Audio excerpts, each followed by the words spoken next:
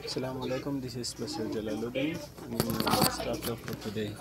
Ngayon, tatalakayin po natin ang tinatawag na wood, door jamb, window frame layout. Okay? Dito po tayo. Dito po ang example ng ating gagawin kung saan makikita niyo ang window frame at saka door jamb. Yes po. Ito po ang door jamb at ito naman po ang window frame.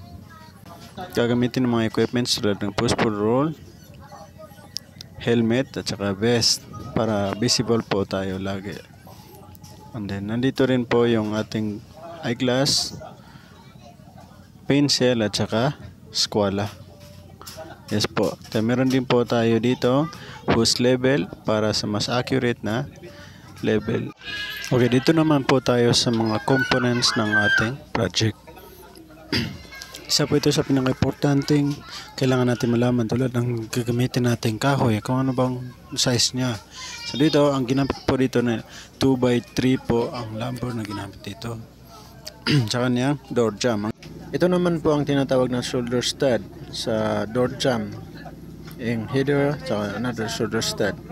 Okay, ito naman pong sa window, para halos pareho lang, di ba? Meron siya mga shoulder stud, header, at yung pagkakaiba lang ay itong nasa baba na tinatawag na silk. Okay, dito naman po tayo sa layouting location natin. Dito po tayo mag-layout, pero bago po yung kailangan po natin i-consider kung ano yung nasa plano. Basahin po natin yung details na nakalagay sa plano para makita natin kung ano yung mga measurements na ilalagay natin.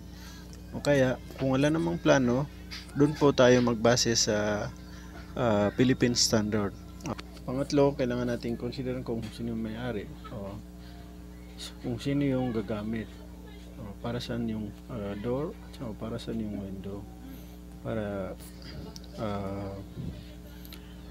sa maayos na pag-layout. Pero sa gagawin po natin ngayon, ang gagamitin nating measurement ay yung standard ng Philippines.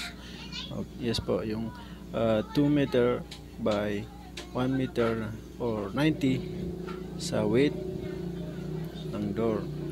Yung opening po 90 ang lalagyan natin. So dito mag-measure na tayo ng dito naman po halos nakikita na halos tapos na po tayo mag-layout ng ating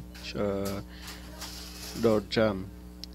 Makikita po natin dito yung marka ng K kung saan ito ay yung king stud. Ito namang S, ito po yung shoulder stud. At ito naman ang opening, tapos shoulder stud ulit bago yung king stud. Dito naman po tayo sa ating window kung saan una kukunin natin ang kanyang center. Doon po natin ilalagay yung ating window. Ibig sabihin, i-divide po natin itong wall area sa dalawa. Tapos mamarka natin yung center. Tapos kukuha tayo doon ng tag 2x2 bawat side para 4 ang maging size, total size ng ating opening, window opening, kung saan natin ilalagay yung ating window frame. Yes po, ganun lang po kadali. Okay, tapos na po natin ang ating window frame tsaka ng mga shoulder stud at saka cripple stud. Yung cripple stud po ay ito yung nasa pagitan ng window at saka ng floor, at yung top plate at yung window header. Yun po yung mga cripple stud. Okay, alhamdulillah, I think yan lang po ang ating layouting ng door jamb at saka window frame. Sa susunod po, pwede na tayo mag-cut ng ating mga gagamiting lumber tapos mag-install.